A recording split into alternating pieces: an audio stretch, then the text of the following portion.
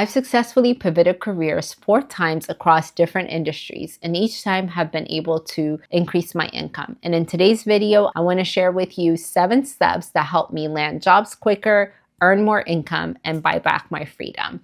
If you're underpaid or currently laid off from a job or simply burnt out in your current role, then this video is for you. My hope is that these 7 actionable steps will help empower you to land jobs quicker, earn more income, and make the job search process a lot easier for you. The first step I take before any career pivot process is to look at my bank account. I look at how much runway I have. How many months can I survive without a paycheck? So a key action you can take in this is to add up your monthly essential expenses, divide it by your savings number, and figure out what your runway in terms of months is. How much time do you have before you have to land a new role? And if that number is less than 3 months, then consider looking for side gigs or gig work like Uber Eats or DoorDash to bring in some extra cash to help you extend that runway so that your job search process is starting from a place of security and not from a place of panic. The second step is to look at your transferable skills. I feel like this is a lot of missed area in a lot of people's job search process. And for me, whenever I'm looking for a new role, I always like to read a lot of job descriptions to see what they're asking for in the job description. Then I look at my experience and my current skills to see how my skills and experiences are transferable to that industry. So for example, most recently I transitioned from a college advisor to technology consultant. When I was doing that transition, I looked at all the different skills that they were asking for as a consultant. They were looking for someone familiar with managing database systems, someone who can run discovery calls, have business analyst skills. And I looked at my experience as an advisor. As a college advisor, I did have consultative skills because my job was to consult students with what major or career paths they want to choose. I used problem-solving skills. I asked discovery questions in my advising sessions. So I was able to then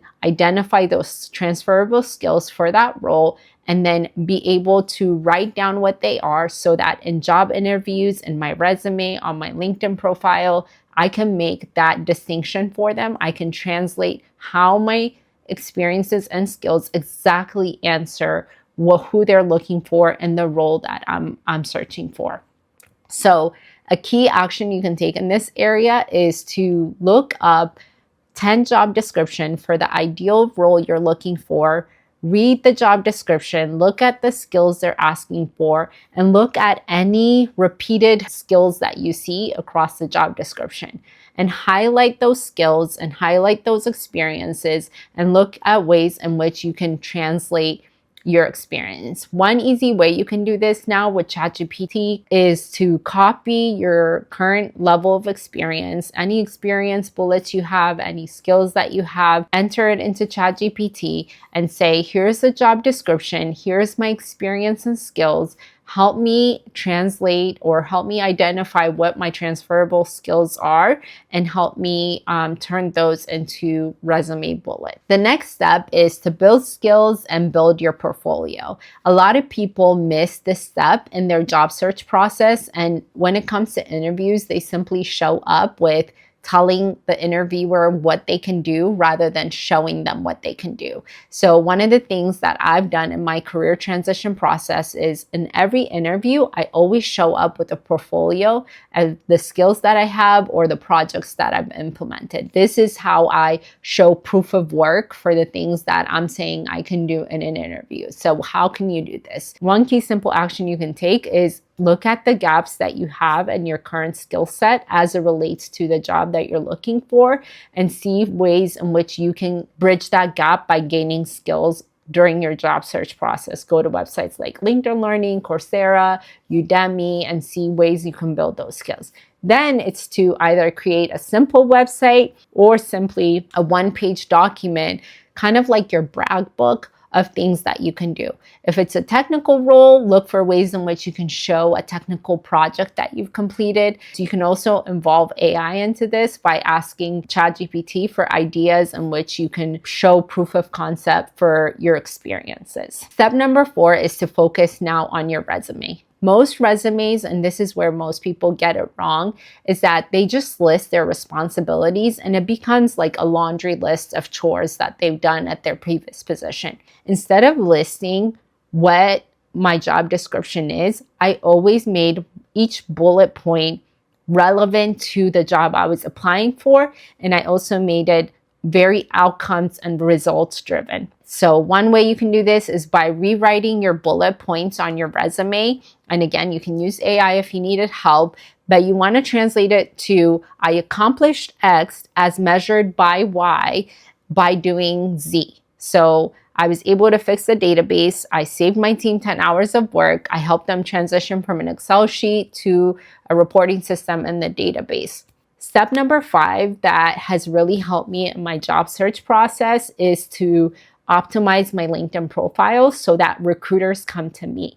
LinkedIn is a search engine and your LinkedIn profile is the landing page. I did things like changing my headline so that it's relevant to the job search that I'm looking for. For example, Salesforce consultant, helping companies optimize their database system so that they can make more impact. So things like that is how you want to phrase your headline on LinkedIn, packed with keywords, packed with what you can do, rather than just simply saying Salesforce administrator at X company, for example. Another thing is you want to make sure you're taking a professional headshot for your LinkedIn. The next section you want to focus on is the skills section. In your skills section, you want to pack in as much keywords as possible because when recruiters are looking for people, they usually filter by keywords and they filter by the skill set.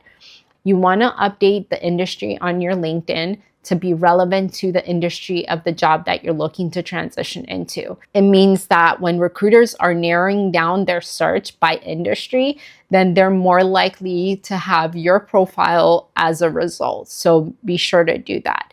The next section we want to focus on is your About Me section. This is a summary that highlights your key skills and experiences. And again, this goes back to you reviewing the job descriptions, you identifying your transferable skills. You want to highlight those here. You want to quantify your number of years of experience as well. So I have X number of years of experience in blank industry or in doing XYZ, and tailor it to the industry, pack it with keywords. The next section is featured section in LinkedIn, and this is where you can upload some of those portfolios that you've been building as a proof of concept for your experience. So you can upload that there. And last but not least is, of course, looking at your experience section and your education and certs and making sure they are accurate and fully filled out. The more your LinkedIn is fully completed, the more chances are that recruiters can find you using keywords. So you want to optimize every section. So one tip for you is that if you are taking a break and you're doing some professional building opportunities, you can highlight that in the experience section as well. After you've optimized your LinkedIn so that recruiters can find you, the next thing you want to use LinkedIn for is to network. And networking, I know, turns a lot of people away, but honestly, once I understood how to network effectively and change the word networking to simply means connecting with people and meaningful conversation, that made a huge difference for me.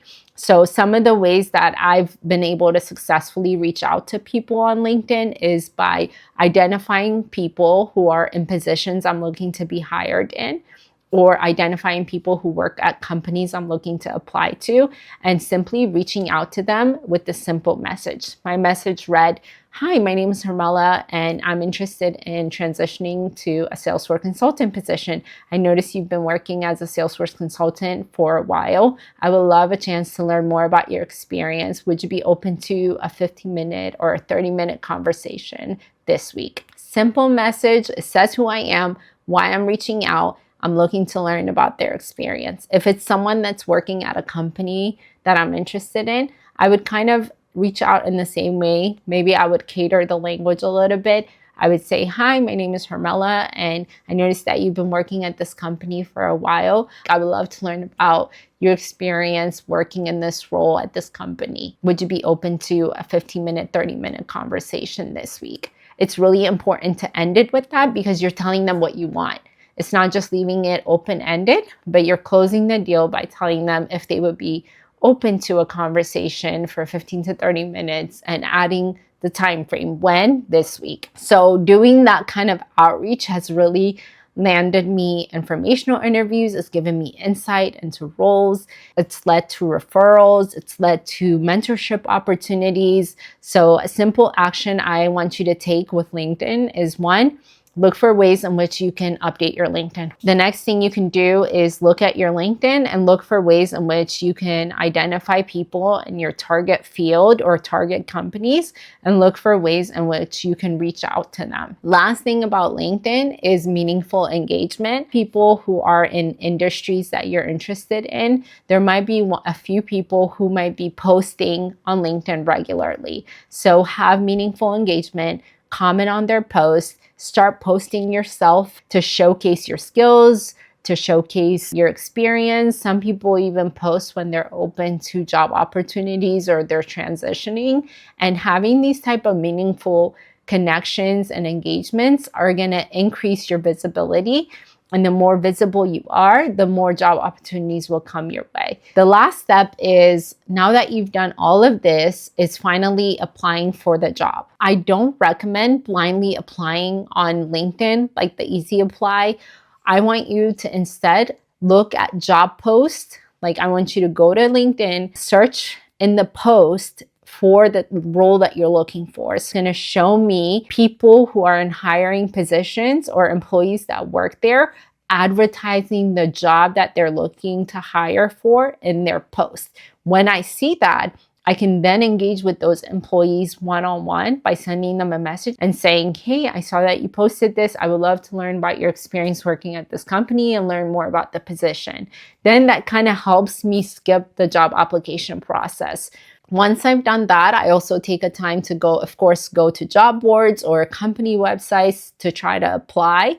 And to close my application process, I always try to find the hiring manager for any job I'm applying to. Oftentimes, the hiring manager is going to be listed in the job description where it says who you're reporting to. So if I can't find the hiring manager, then I'll reach out to the recruiter on LinkedIn. Hey, I just submitted my application. I wanted to reiterate my interest in this role. And if you're open to it, I would love to have a 15-minute chat just to learn more about the position. And this really, I've gotten faster responses on applications. I've been able to skip this whole screening process and land interviews. Oftentimes the hiring managers, they're so glad I reached out because they're getting so many resumes and applications. And by you taking the initiative to find them and reach out to them, it makes their job easier. They quickly look at your LinkedIn. Your LinkedIn is optimized. You're already answering all their questions to why you're qualified and well-positioned for the job. And they're like, yes, please. I'll schedule you for an interview next week. Here's my link to schedule a call. Or how does this day sound?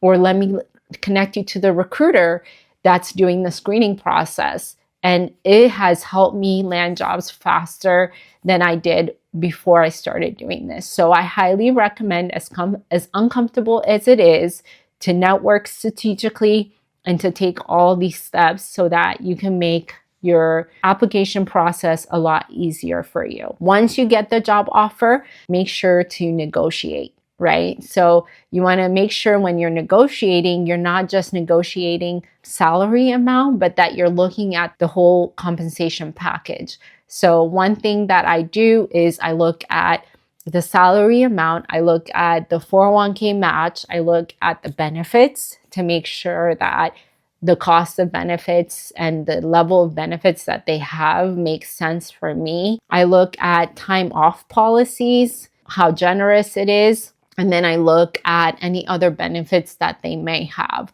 So let's recap here. I know we went through a lot, but I promise you, if you implement these steps, it's going to help you land jobs quicker. It's going to help you earn more income, and it's going to help you just have more of a peace of mind throughout this job search process, knowing that you have these strategies to employ.